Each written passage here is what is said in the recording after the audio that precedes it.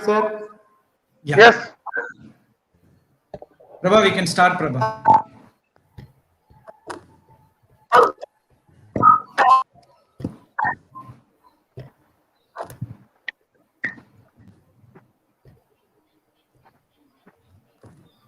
Prabha?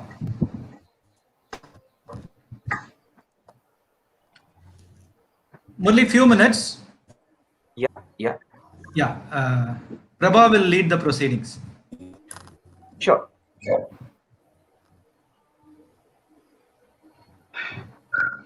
Prabha?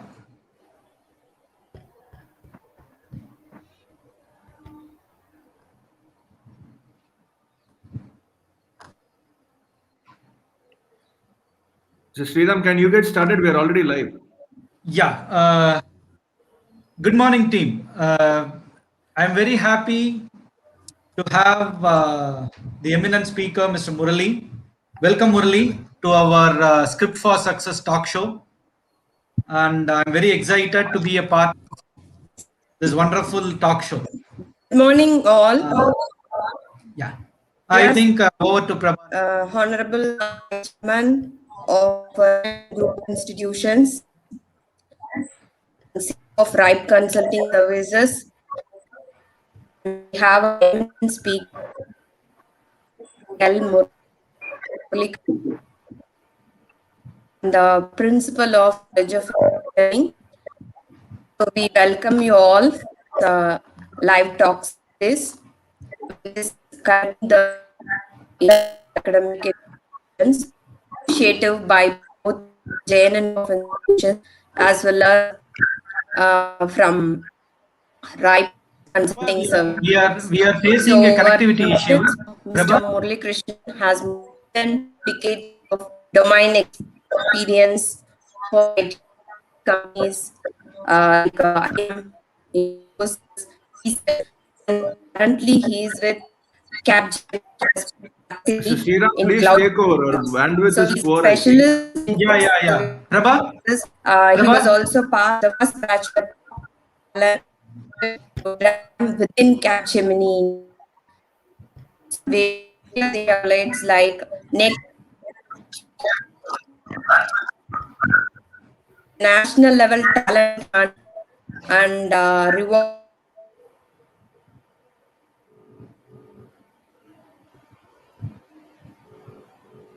Sir, Sriram sir, நீங்க continue பண்ணுங்க sir.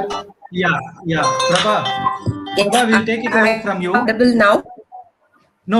I think we have a bandwidth issue, Prabha. So I have been tell Murali Krishnan. No. Prabha, 1 minute. You have a bandwidth issue. I will take it over from you now.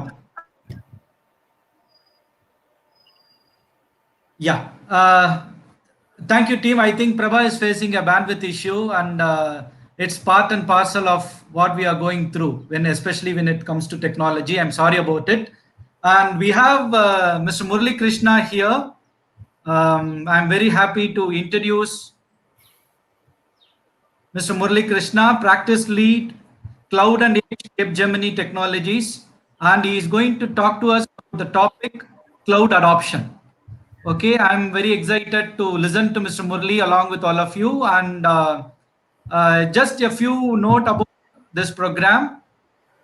SCRIP is Students Competence Enhancement and Industry Readiness Program, an initiative by J.N.N Group of Institutions to ensure that the students are industry ready.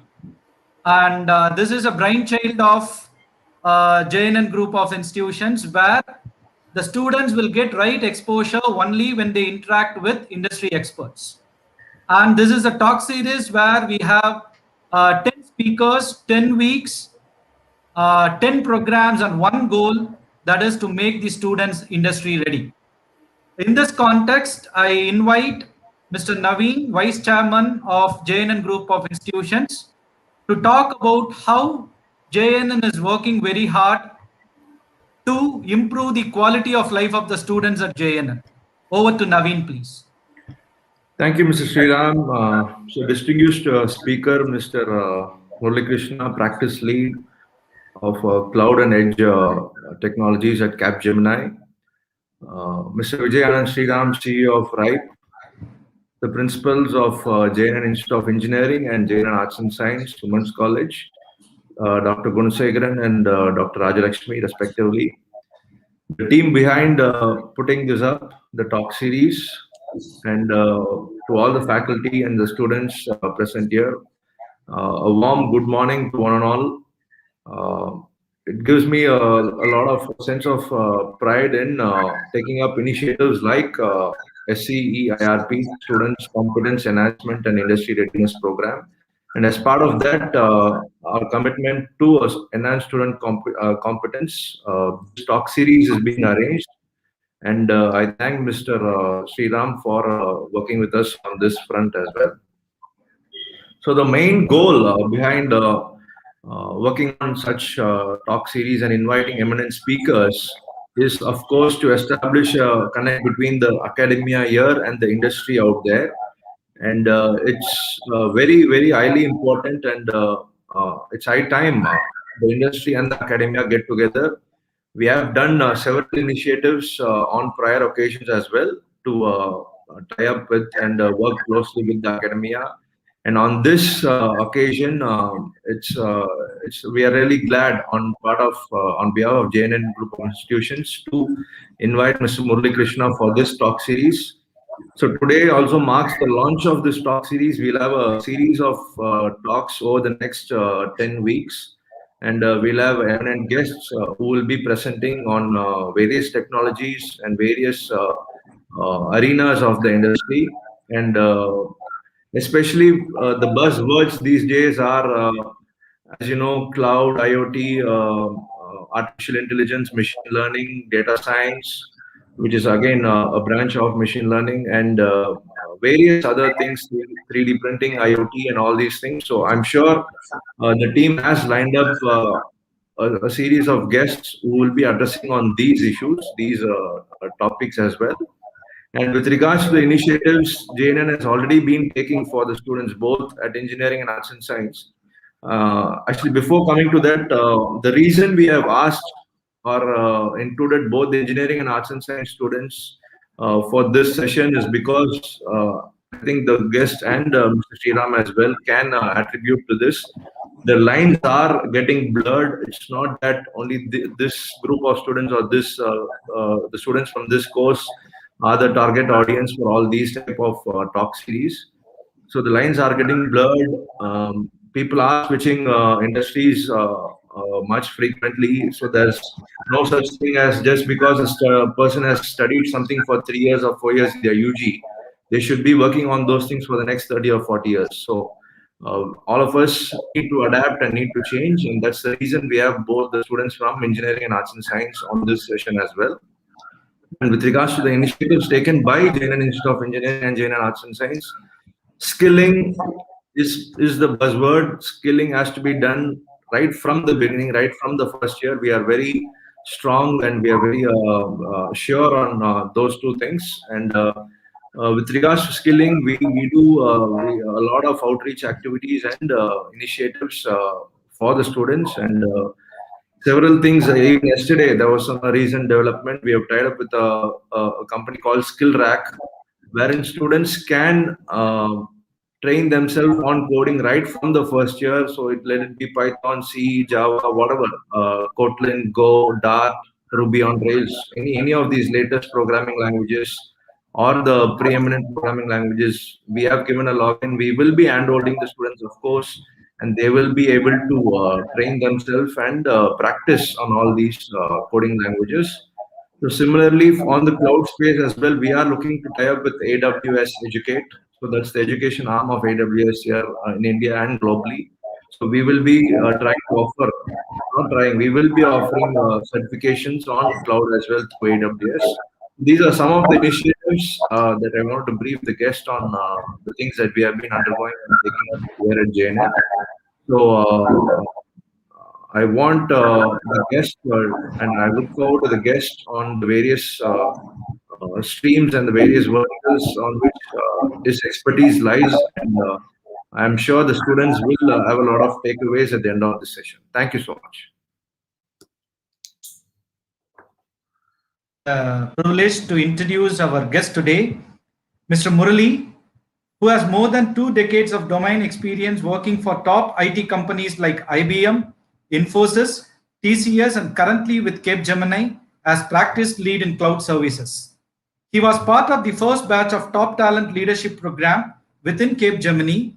He has won various industry accolades like Next 100 CIO. This is something which we all have to feel proud about you, Murali. A national level talent hunt and reward for the promising and upcoming CIO talent across all industries, not just IT within India. And it's our pleasure, and students are fortunate enough to listen to you, Mr. Murali. Over to Mr. Murali Krishna on cloud adoption. Thank you. Thank you. Thank you for those generous words. Actually, I would like to start with a thank you note to the VC of the J.N.N Institute and RIPE as well for giving me this opportunity to connect with all of you, right? Because I heard that this is the first of a series, and I am glad that I am part of a very good series which enables the students to be industry ready when they take up to the interviews at a later point in their life, right? At the same time, I would also like to thank you all for being here, right? Because this is a talk series, which means I'll be talking a lot.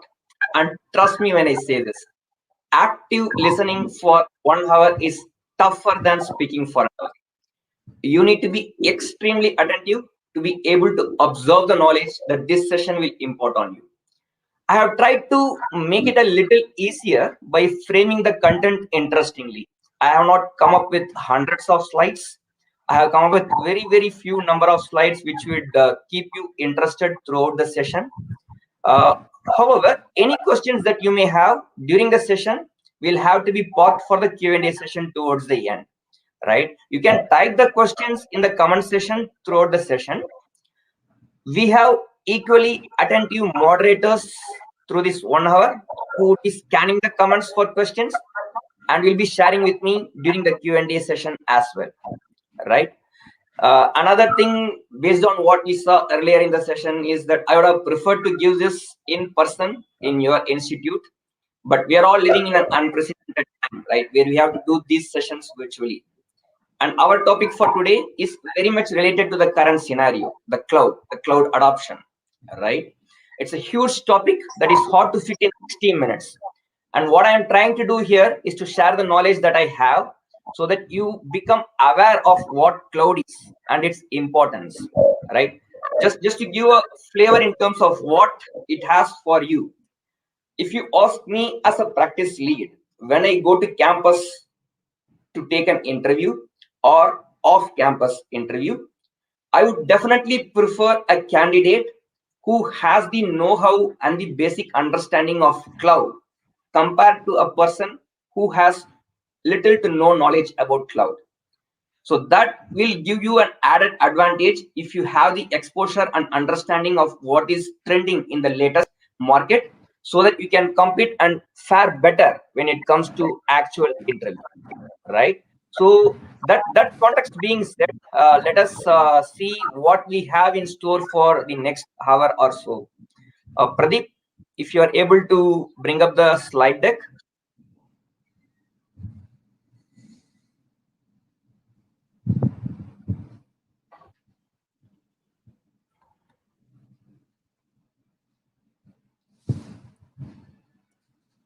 Pradeep, can you present the slide for the speaker? Wow, that's awesome. Yeah, if you're able to go to the next slide, please, Pradeep.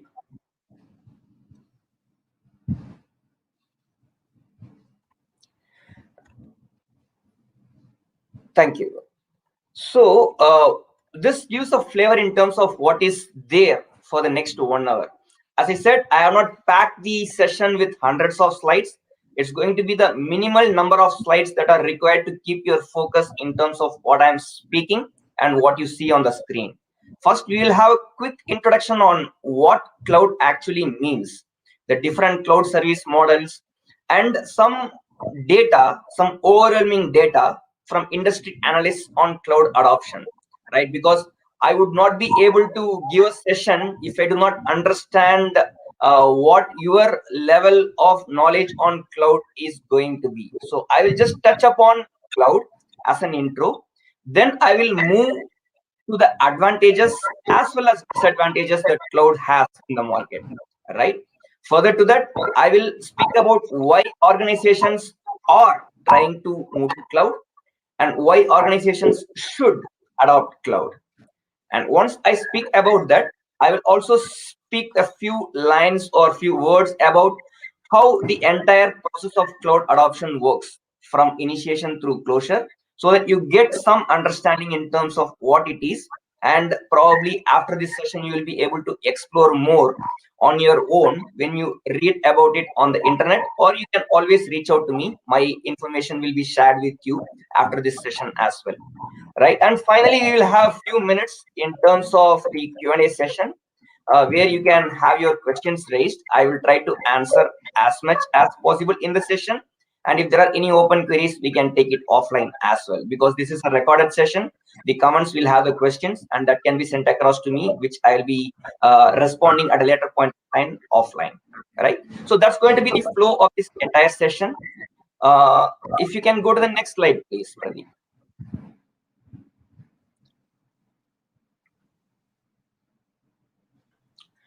Thank you. Right. So before I speak about what cloud is, I would like to see something from you in the comment section in terms of your understanding of cloud. If you're able to see the screen right now, you see something like IaaS, PaaS, or SaaS. So if you're even across these terms, just mention that in the comments so that I know what I need to speak, what level of details I need to share as part of this slide. You can say 50%, 75%, 0%, or 100% in the comment section. I'll wait for a few seconds.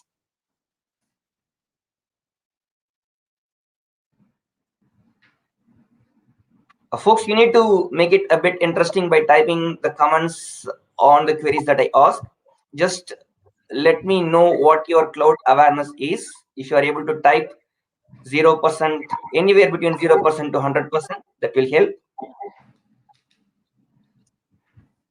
And if you're not going to type any percentages, then probably I will assume that you have 0 to minimal knowledge, and I will have to start from basics. Okay. Fine. So yeah, thanks for being honest, Suresh and Sunita. That really helps so that I know where to start the entire session from, right? So that's good. We will learn about cloud. If you are at 0%, the only way is up. You cannot go anywhere down, right? So you are with an open mind, which is really good. And we will start with the knowledge in terms of cloud basics, right? What cloud actually means is you are utilizing everything, all the resources in terms of the storage or the compute from someone else, right? You are not having anything on your own. So if I have to say it in a layman's terms, let us say that you are going to use only whatever you actually are required to use. If I have to make a correlation, assume that you are having a house running on solar based electricity, right? So in that case, you will need to have the solar panels on your roof based on the consumption that you have. And at some point of time, if you need to increase the consumption, like if you are going to add 2 more televisions, 1 more refrigerator, 1 more washing machine, depend on your demand, obviously it means the panel that you have will not be able to give as much electricity as you want. So you need to increase the number of panels on your roof. It means you are having a dedicated electricity setup in your roof to run the electricity that you require in your house, right? That is not cloud. That is dedicated setup of resource utilization. On the other hand, for the consumption of your household, currently the electricity is through meters. You are only consuming the electricity as much as you want. Some month it could be 100 units, some month it could be 200 units, some month it could be 0 units, depending on whether you are in the house or not. So only the charge as per your consumption has to be given to the service provider, right? So that is a correlation that you can take for cloud. Everything that you use, it comes from someone else, and you pay for what you use, right? The laptop that you have has a storage, it has a hard disk. The laptop that you use has a memory, 8 GB or 16 GB or RAM, whatever it is at this point of time in your laptop. All this are with you. However, when it comes to cloud, you are accessing a server that is somewhere else. The memory is managed by someone else. The hard disk or the storage is managed by someone else. The networks is managed by someone else. Sometimes the software is also managed by someone else. Only when you need, it is deployed to you and you use it, and then it is gone back, right? So that is cloud. Let me know if you are able to understand what cloud basic is, and if you are able to correlate to the electricity example that I gave in the comment section. If I see 1 or 2 comments which says I have understood the basics, I'll be really happy.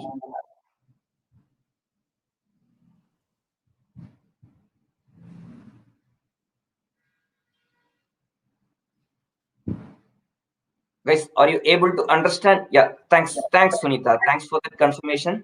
So that really helps, because I try to come up with the correlation that you can see in your day-to-day life in terms of electricity consumption, right? So that's something which is the basics of cloud. You do not have anything in your premise, everything else, everything is in some other place.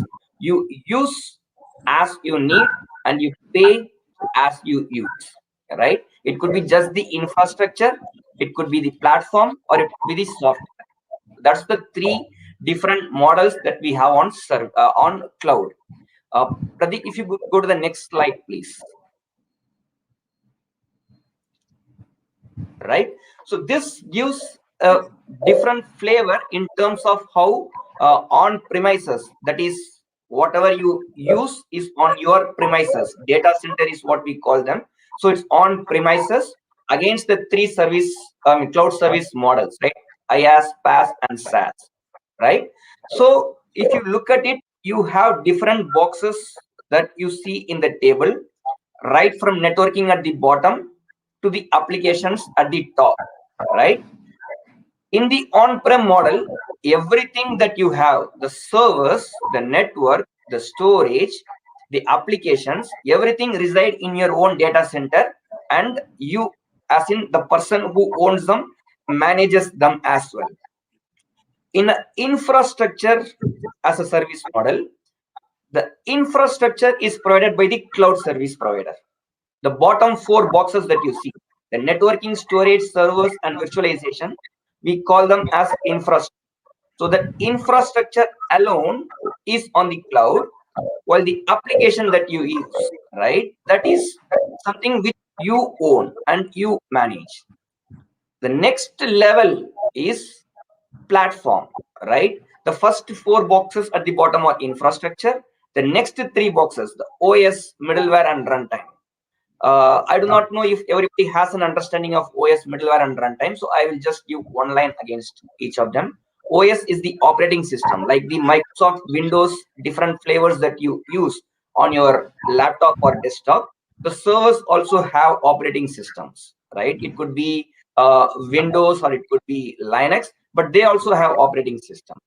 The middleware is something that is going to have the interface between the application and the operating system.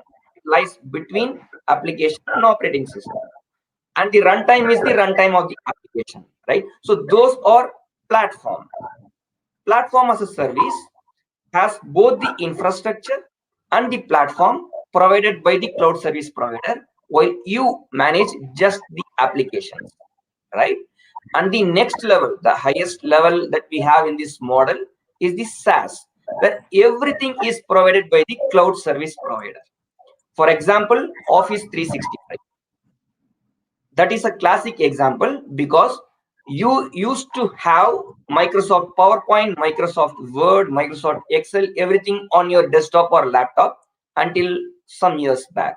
Now you don't need to have them. Office 365 is a concept where you can use the Microsoft Office, that is the PowerPoint, Excel, Word, from internet itself.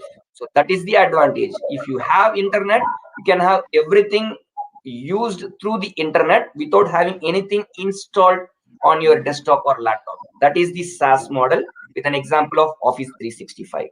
So that's the differentiation between on-premises, the data center, where everything is locally situated, versus infrastructure as a service, platform as a service, and software as a service, right? So those are the different models.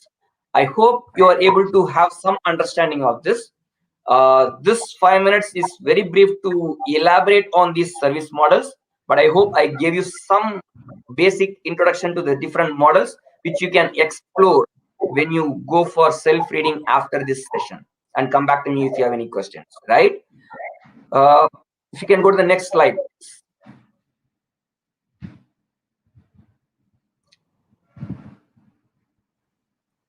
Right, so let's now see some of the overwhelming data about cloud and cloud adoption, because this is something which will make you understand the importance of cloud in today's market, and make sure that you go through cloud before you become job ready for interviews.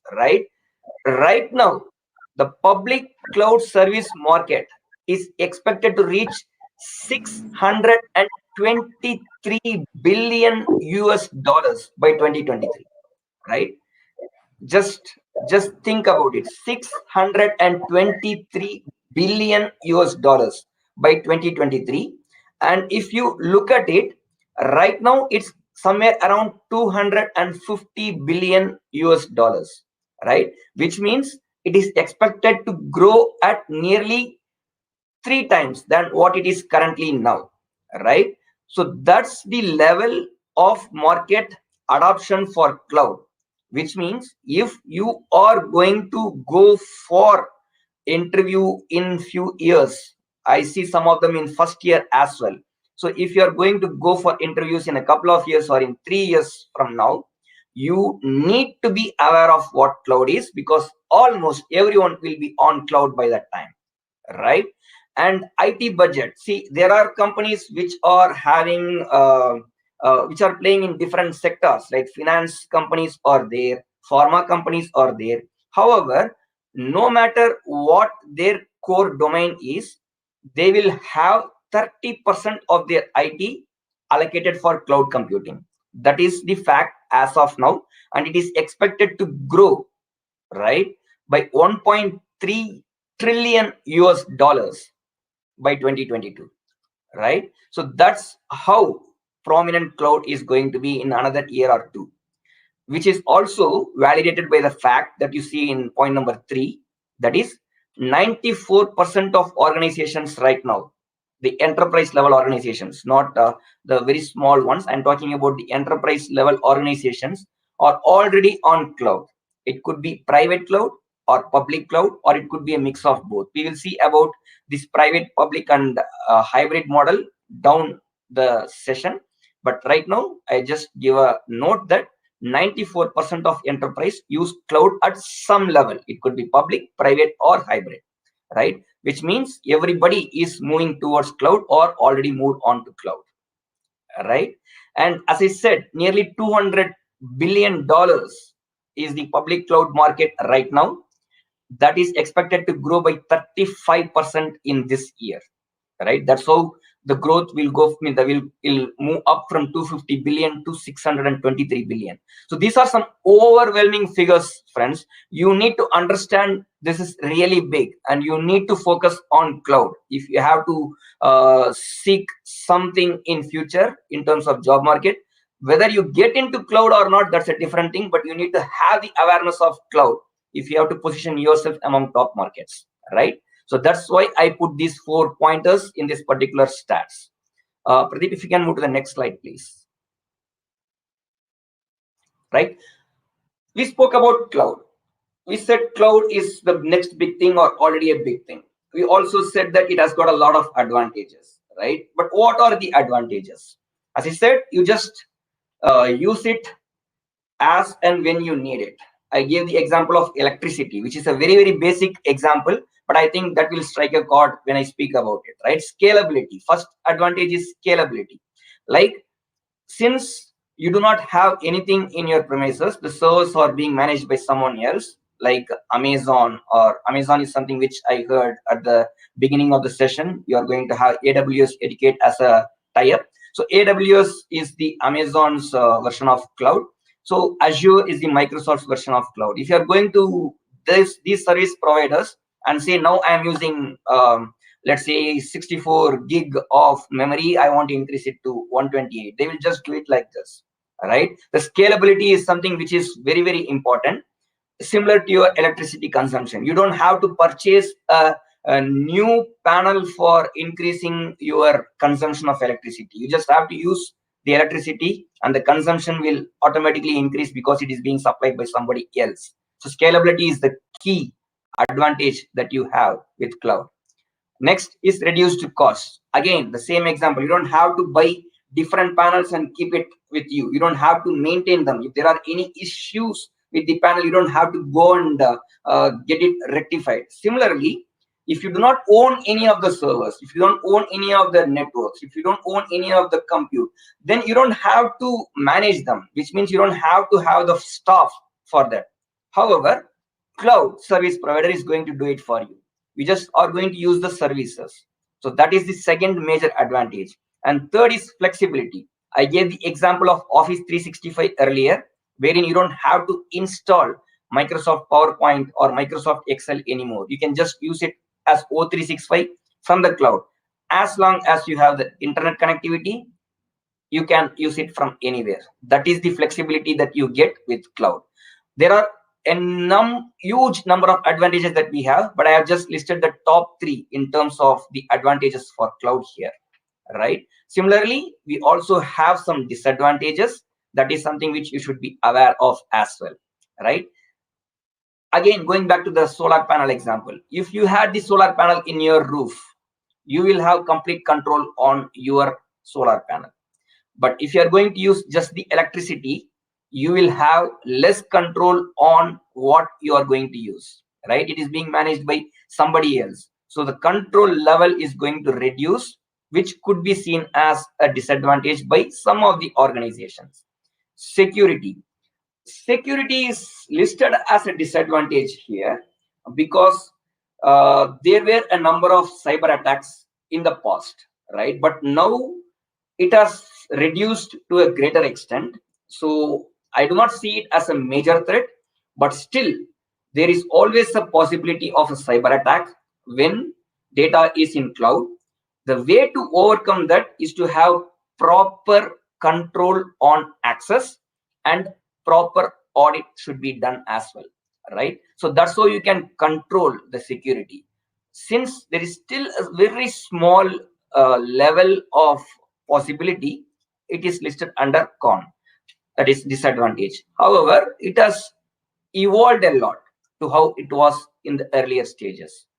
The third is the internet dependency, right? So if you are going to have your entire setup on the cloud, again, as I mentioned earlier, it could be Microsoft Azure, it could be Google Cloud, it could be Amazon AWS.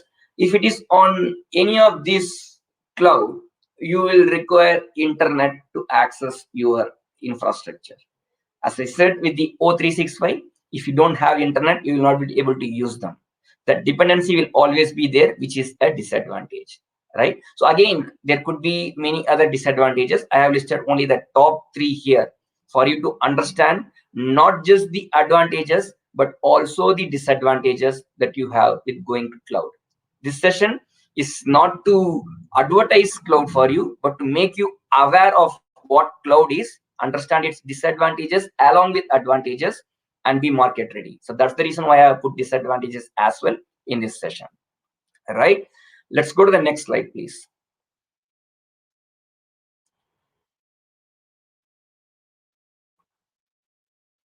Pradeep, if you can go to the next slide, please.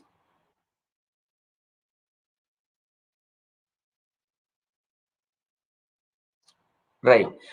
So we saw what cloud basics are. We spoke about the service models. We also saw some of the advantages and disadvantages of cloud. Now, there are reasons what organizations think are the need for cloud adoption, and there are reasons why organizations should adopt cloud.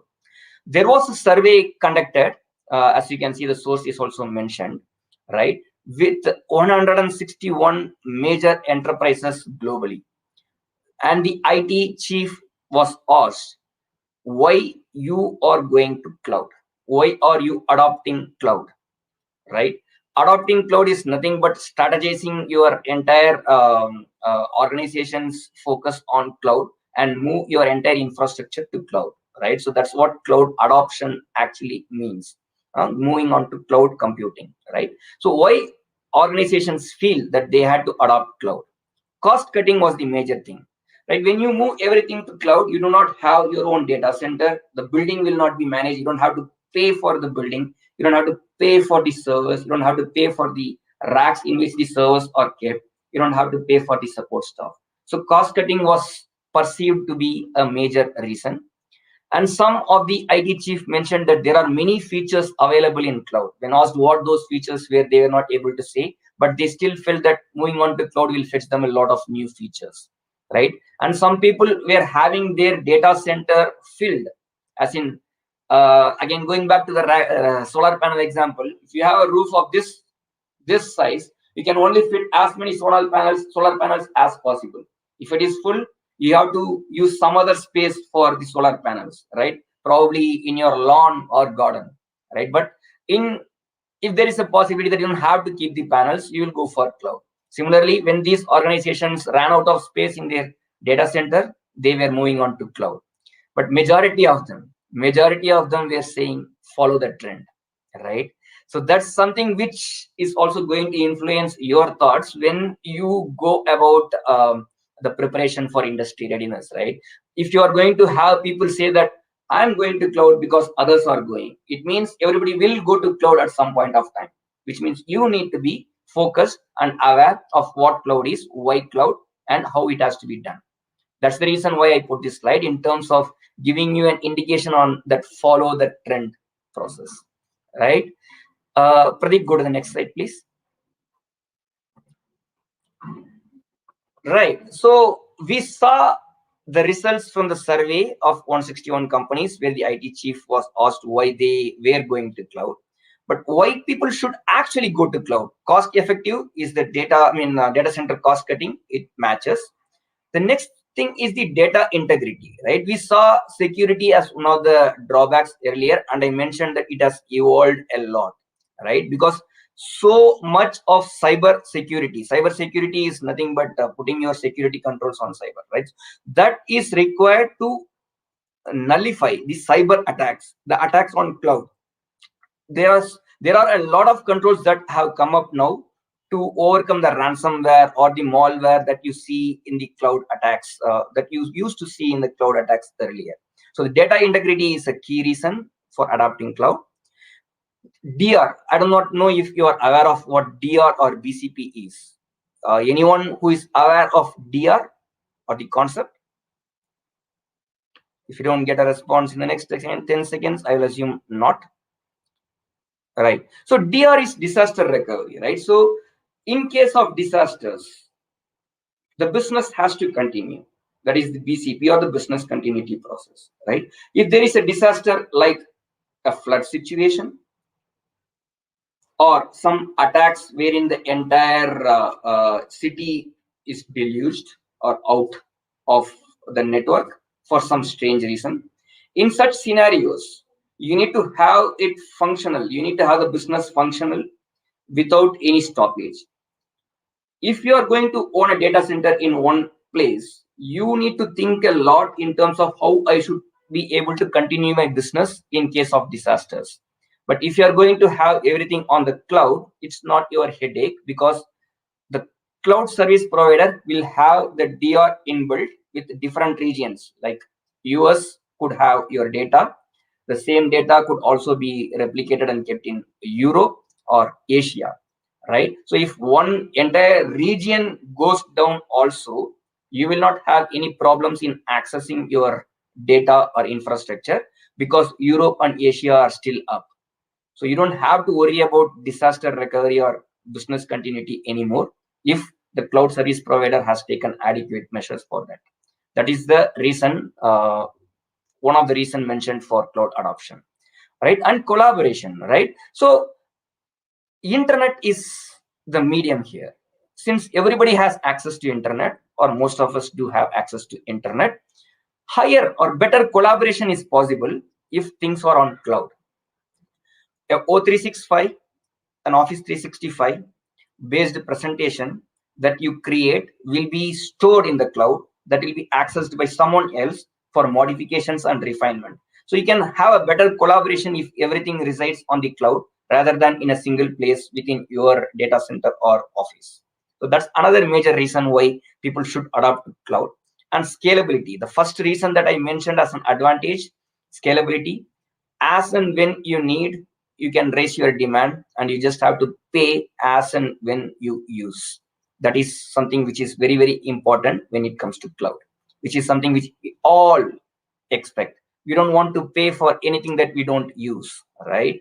So if somebody tells you your mobile has 64 GB of storage, if somebody tells you you only have to pay for 10 GB if you are using only 10 GB of your storage, and you will have to pay for 50 GB if you use 50 GB of storage, you will happily take it. You will not pay 10,000 or 15,000 for 64 GB storage if you are going to use only 10 GB of it, right? If somebody says, until you reach 32 GB, you pay me only 5,000. After that, you pay me, let's 7,000 for 40 GB, 8,000 for 50 GB. If you're going to use 60 GB, pay me 10,000. You will happily take it, because you will not be consuming 64 GB from day one onwards. That scalability is important. You only pay as you use.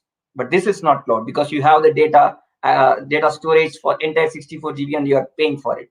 Maybe in the future this may also change, right?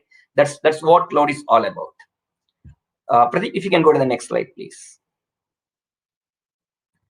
Right, now we have seen why organizations should go for cloud adoption. What happens next? I am part of a decision-making committee in an organization, and I have decided to go to the cloud. What should I do next? First, I should see what I have currently in my infrastructure landscape, right? I should see what servers I have, what applications I have.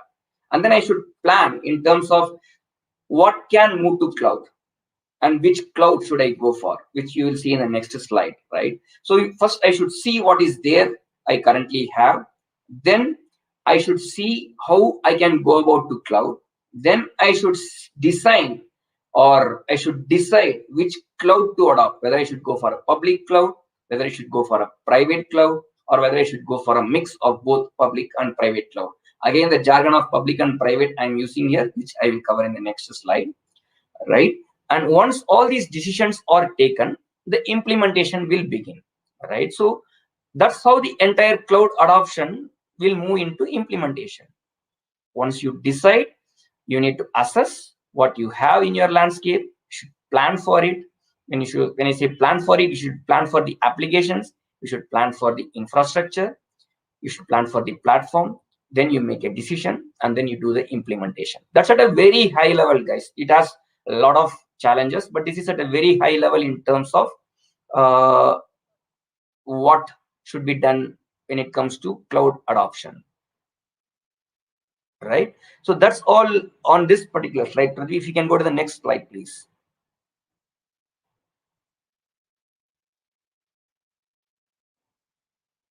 Right, so I have been saying a lot about public cloud, private cloud, and hybrid cloud, right? So what is public cloud, what is private cloud, and what is hybrid cloud? Now, I mentioned about on-premises data center versus what cloud is. And in cloud, what is infrastructure as a service, platform as a service, and software as a service. These services can be provided dedicatedly by some host, as in by some provider, right?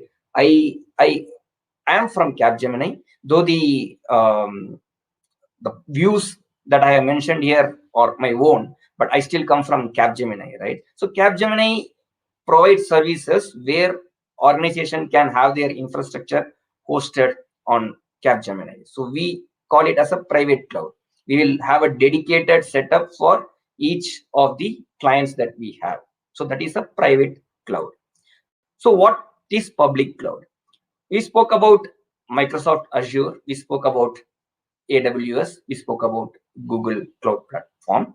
So in those scenarios, everything is going to be in the internet, and you are going to have the infrastructure shared across different organizations. Like assume there is one big storage that will have some servers for organization A and some servers for organization B. If I have to equate this to our electricity example, I would say in your house you will have an electricity meter, right? That is only for your house consumption. But there are also scenarios where there will be sub meters connected to a single meter in some of the multiplexes or complexes, where there are different shops running with their sub meters. All are part of a single main meter.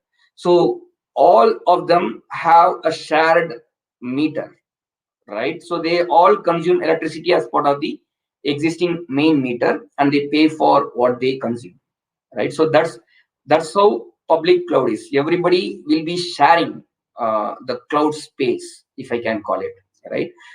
Another major difference is public cloud is through the internet.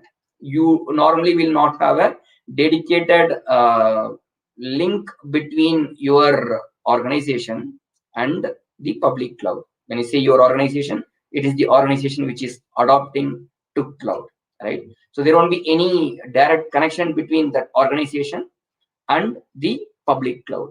But when it comes to private cloud, there will be a dedicated link between the organization and the cloud service provider, which means they access everything through that pipe, through that network link. It is not going through the cloud, which means the data is more secure because there is a direct connectivity between the organization and the service provider, right?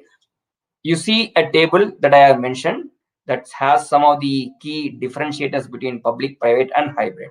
Yeah, now when it comes to hybrid, it is a mix of both private cloud and public cloud, right? So there are some of the factors which will determine whether one application will go to a private cloud or a public cloud. If an organization has a mix of applications that can either go only to public or only to private, they can opt for that model. But if they have applications which are a mix, then they will have to go with a hybrid strategy. Some apps will be on public, some will be on private, right? So on the other side, you have a table where I mentioned are the key differentiators. I am not going through the entire lot in this session. But I think this is a recorded session. You will be able to go and have a look at them yourself. But I will just touch upon one or two in that table, right? So if you look at public cloud, it says high scalability. While if you look at private cloud, you don't see that flexibility, but you still have the high scalability because cloud is a cloud immaterial of whether it is public or private. So scalability should be a key factor, whether it is public or private. That's why you see high scalability in public also second in the list, high scalability in the private also fourth in the list, and high scalability in hybrid cloud also second in the list, right? So that's a common factor across all three different model, irrespective of whether it is public, private, or hybrid, right? But there are certain factors which are different in these three models if you look at it, right? So if I have to touch upon one or two in that one, I would go with security, right? So security is something which is more when it comes to private cloud. That is why you see regulation compliant as the second item in the table under private cloud. As I said, you have a dedicated connection between organization and the service provider. So the data is more secure. When it comes to public cloud, the data is accessed through the internet cloud, which means there is a possibility of hack, though it is very minimal, there is still a possibility. Private cloud, it is through a dedicated link. The possibility becomes very, very less, probably zero, I would say, right? So you also have segregation in terms of the benefits and drawbacks for all the three models mentioned there. Minimal control being one of the major drawbacks for public cloud, because when you put everything on Amazon or Microsoft, you will have the least control. They will not give you access to their cloud for managing your environment. But when it comes to private cloud, you probably will have a better level of control than what you have for public. So that's some of the key differentiators between public, private, and hybrid model. Again, this is something which cannot be compressed in 5 or 10 minutes. I have just given you high-level pointers for igniting your thirst for understanding cloud. So you will be able to go and do a lot of self-study to understand a bit more, and always come back to me or Ripe. We will be able to sort out your queries at a later point of time as well as possible. If you can go to the next slide, please. Right, so now we have come to a point where you can ask any questions that you may have with respect to cloud. As I said, this is very much the thing in the market right now.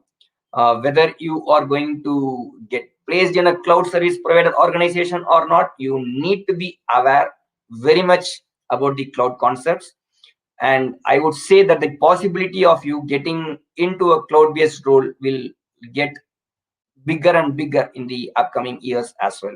So I would expect a few questions from you in terms of your understanding of whatever I have given in my compressed presentation for the past 45 minutes. Who has the first question?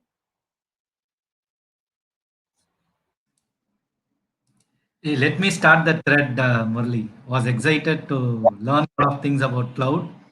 Always was not in store for these kind of things. So I need to slap myself now and say that, yeah, I also need to move inside cloud and things like that. But one question is like, do you feel these kind of technologies are fast growing, and is there any adequate training that is being given?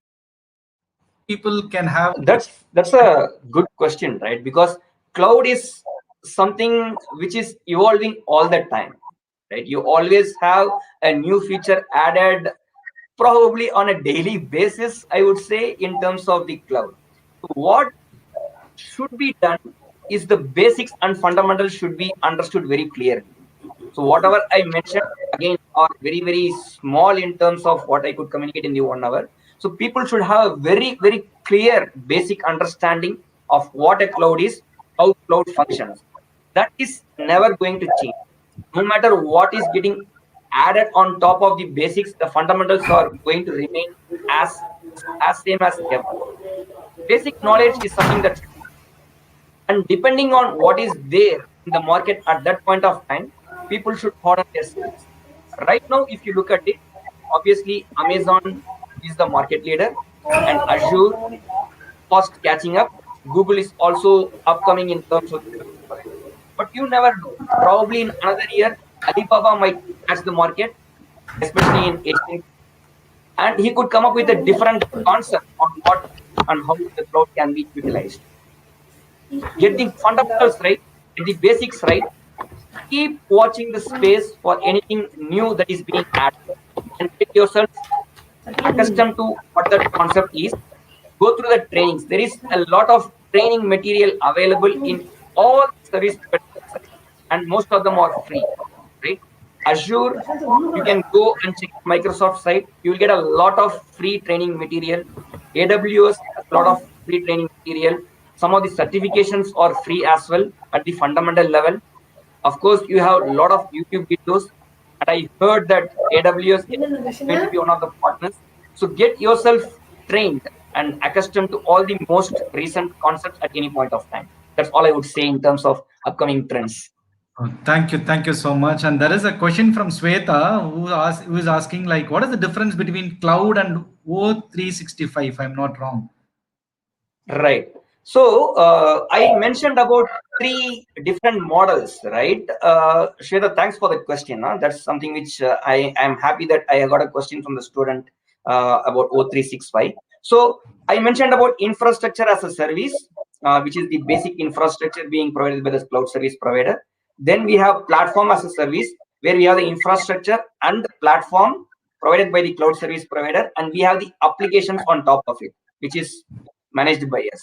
Now, O365, that is Office 365, it's a concept where you can say it's a software as a service, which is not even installed on your laptop or desktop. It is through the cloud. It can be called as a software that is given as a service by Microsoft, right? It's a O365, Office 365, which has all the components of Microsoft Office, which you can access anywhere from the internet. If you try to access the website for O365, you will be able to use Microsoft PowerPoint or Microsoft Excel without installing them on your laptop. So it's software being provided as a service. It's not different from cloud. It's cloud, one model of cloud. Thank you. That's great. There is another question from Sunita who is asking how to move any network from cloud. Sunita, I'm not sure I understood the question. Or how to move from any network to cloud or something like I that. think it is right. Yeah.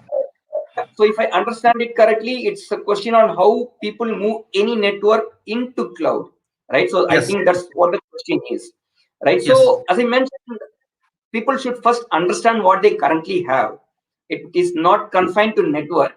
It also includes the applications that they have and the servers that they have, right? So they have to map the entire network that they currently have. I do not know if everyone has an understanding of networks here, but I'll just give a very small brief, right? So when I say application should be assessed, application could be either placed as something which is internet facing, that will be in a different network.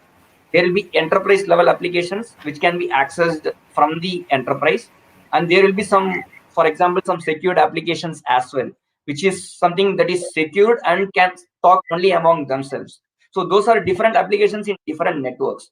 When people try to move to cloud, they need to design the architecture in such a way that it actually reflects what was there in the on-premise. The same segments should be recreated in the cloud. The segregation of networks, enterprise or internet facing and the secured networks, all those things should be accordingly repopulated and recreated in cloud, and then the applications as well as the infrastructure be moved to the appropriate network. So anything here will look the same on cloud.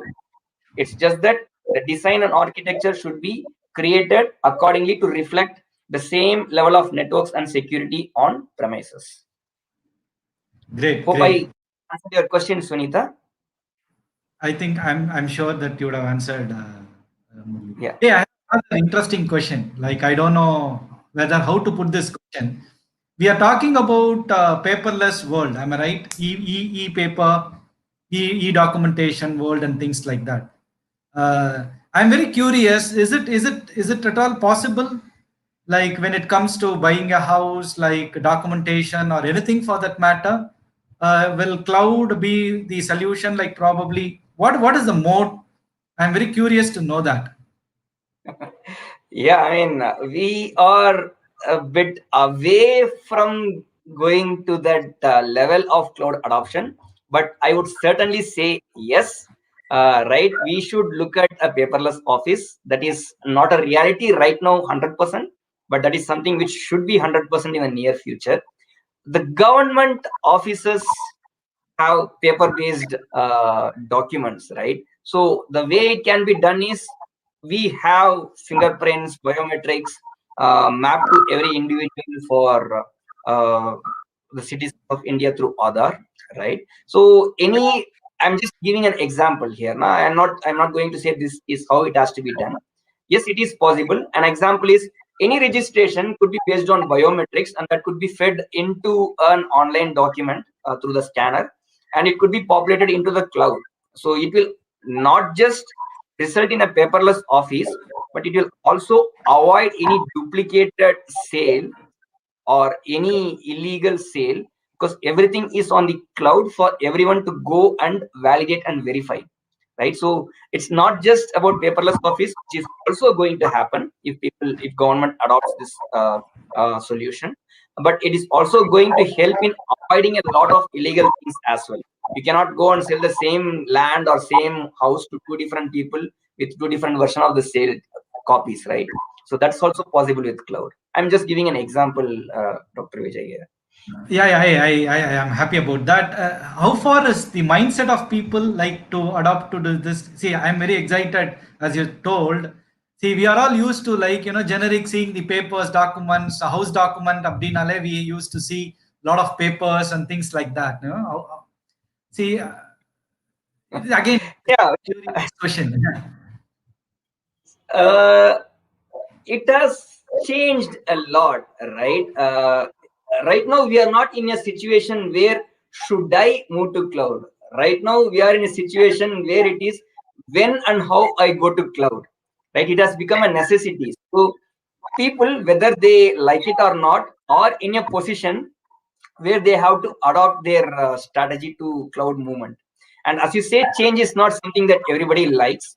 So some people are still averse to the cloud migration, but they will not have an option at least in another year or two. So it's said that technology taught us how to read and write, and again now technology is going back to fingers and Biometric. Yeah. nice. Yeah, I think it's going good. And any questions, team? That would be great. In the panel also, if any questions. Yeah, I have a question, Mr. Murali. Yeah. Yeah, you were talking about security, right? In the cloud, cloud has a more secure network than being kept on other server. Yeah. And you were also talking about cyber attacks, which happened in the past. So, what is the probability that can happen now or in future? Keeping the data in cloud. Right. So I mentioned about cyber attacks, and I mentioned it as one of the disadvantages. And I also said that it has reduced a lot in the recent years, because not just cloud has evolved, people have also come up with more sophisticated cyber security options, right? So they have seen the different possibilities of an attack. They have seen about malware attack. They have seen about ransomware that happened some time back. So yeah, all those things have been taken into consideration. Cyber security is another vast subject, which in itself can have a different session. So cyber security has evolved as well, wherein additional access controls are being put in such a manner that it becomes really impossible for anyone who should not have authorized access to get into your network. And the firewall that we have on the cloud have also evolved such a way that attack possibility has minimized a lot. Of course, as I mentioned, there is always a possibility, but as I would say, the possibility has reduced drastically from how it was few years back, because of the evaluation in cyber security, the advancement that we have in firewalls, and the level of access controls that we can put at the granular level of the data. Yeah, thanks, Murali. That's nice. That's wonderful. Hey, another interesting aspects when the freshers are entering inside this field, what is that they need to learn first, and what should be their gradation of learning when it comes to cloud? Because I see a lot of programs in the internet through self-learning mode and things like that.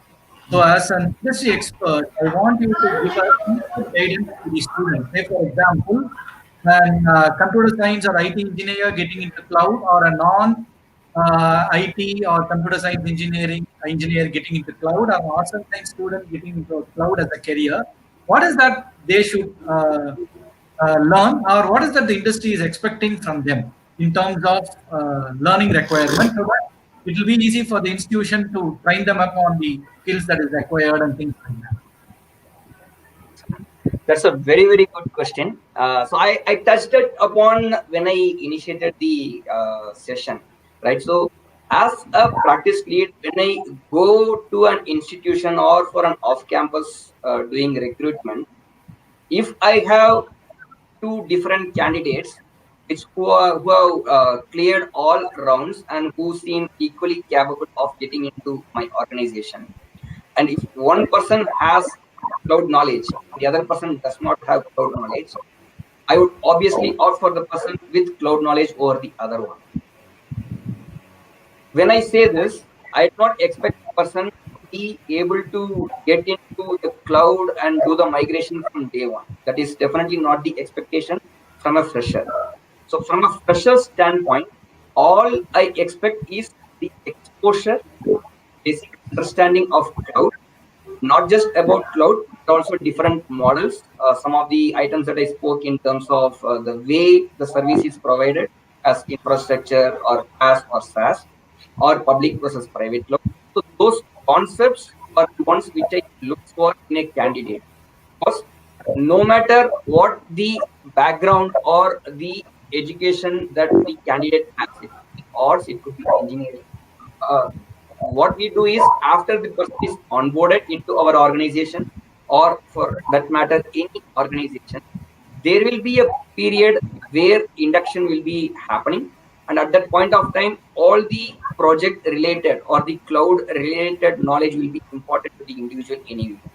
However, when we look out for candidates, we definitely would want the candidate to have the basic knowledge of cloud, and it would help if they have gone through some of the video content available in YouTube or through the education training partners who are giving them training, right? So they should have that basic knowledge when they come to us. Rest, we will be able to mold them according to our requirement at that point of time. So you mean to say that the cloud program or cloud project is based on the companies rather than it's not a common stuff and things like that. Each company has their own policies and procedures in terms of cloud adoption and things like that. Is that true? Yes.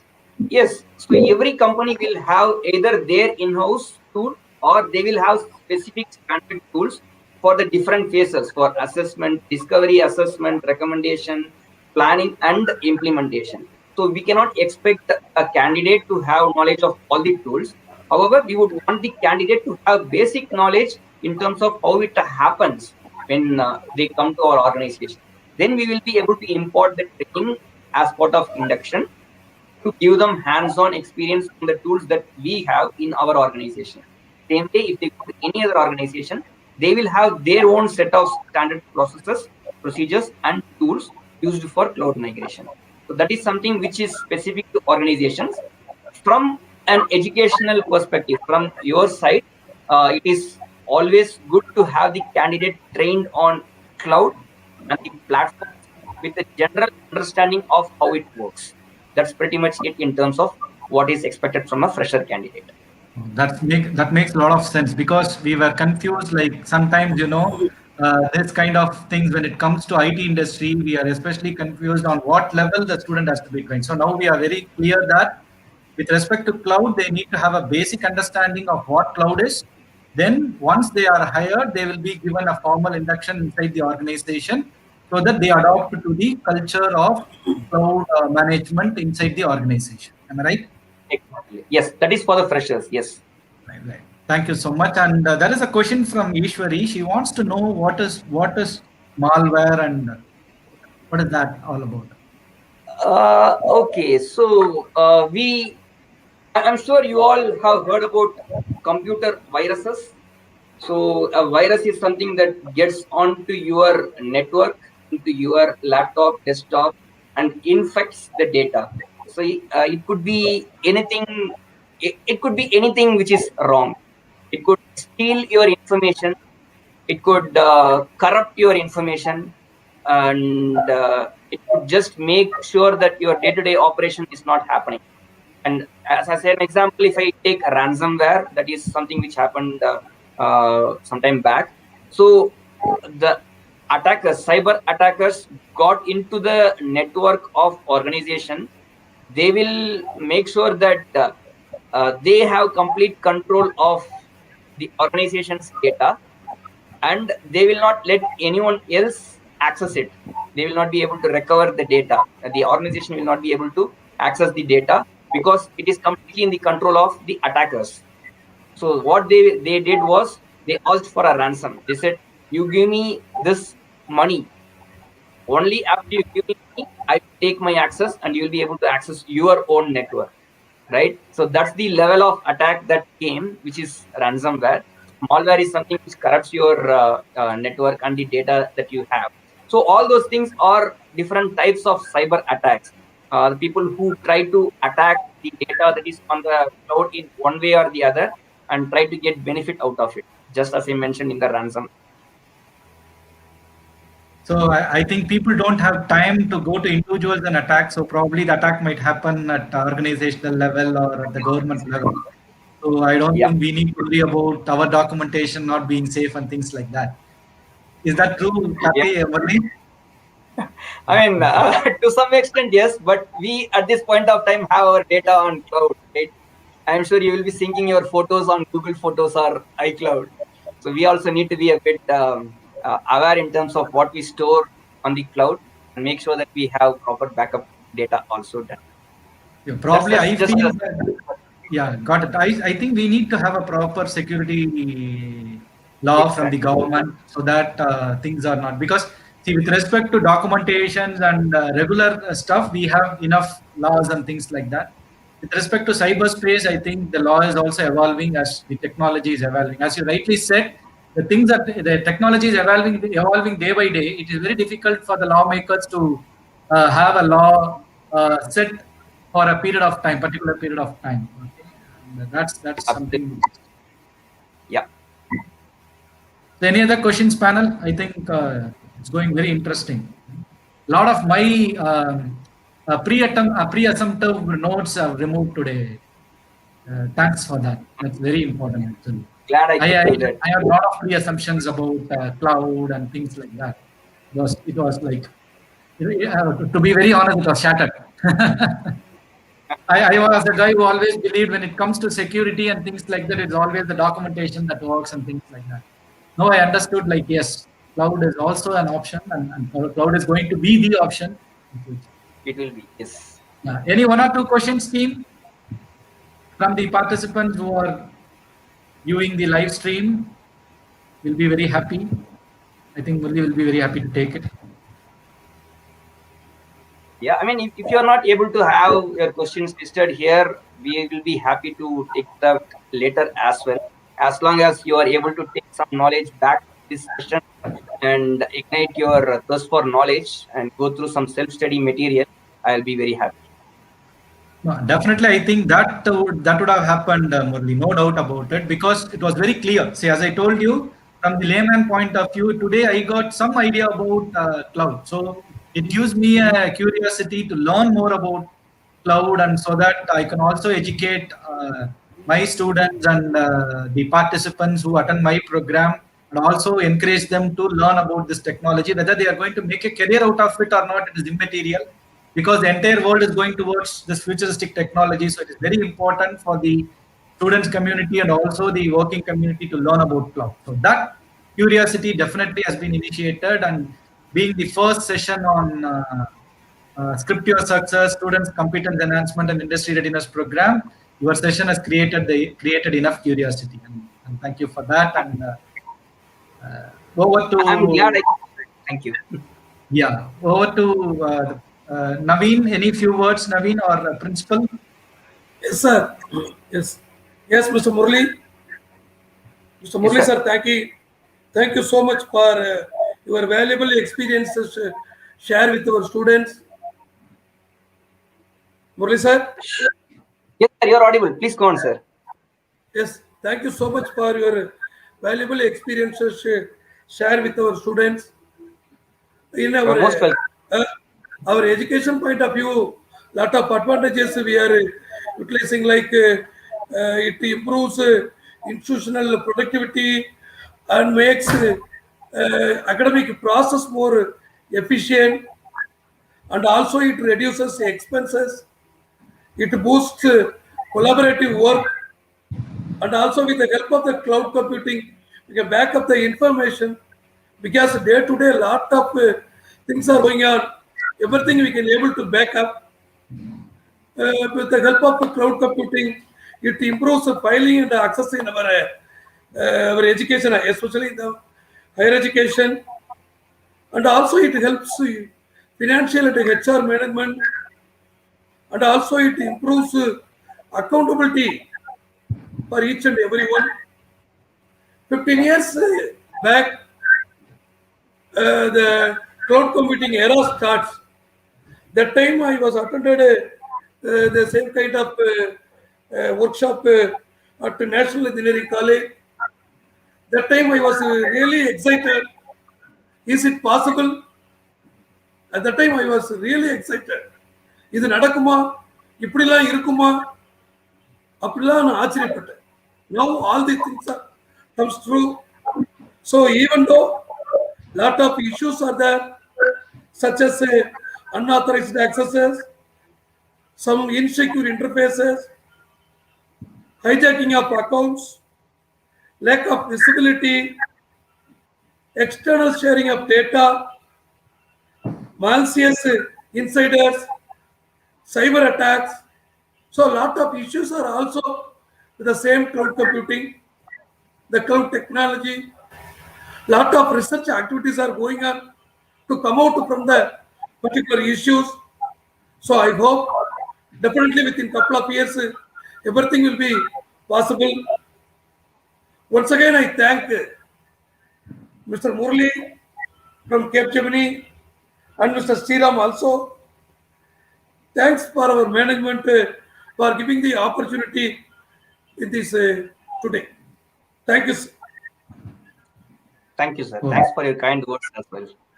Thank you so much, sir, Principal sir, and it's been wonderful. And Murli, my special thanks to you. Okay, on twofold reasons. Like you inaugurated this 10 weeks marathon success talk, and the topic for today was also quite interesting. And thank you so much for taking the time and effort to interact with students, because I strongly feel these kind of interactions will mold the students, because the entire world is going towards post-COVID, the entire world is going towards futuristic thinking and other things. It is the students who have to take up this mission and ensure that the country is growing and they are growing and their family, their environment is growing. So definitely this talk would have been an initiation for that to happen, and my sincere thanks towards that. And please keep supporting us in all aspects whenever you find time.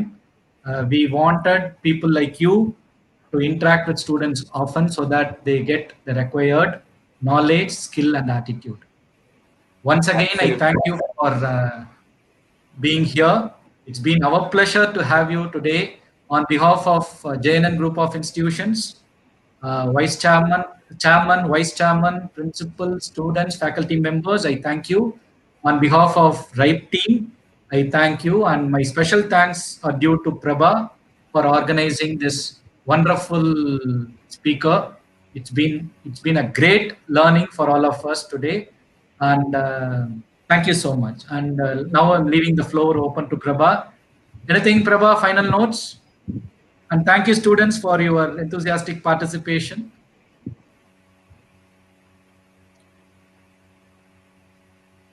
Prabha, can we call it a day?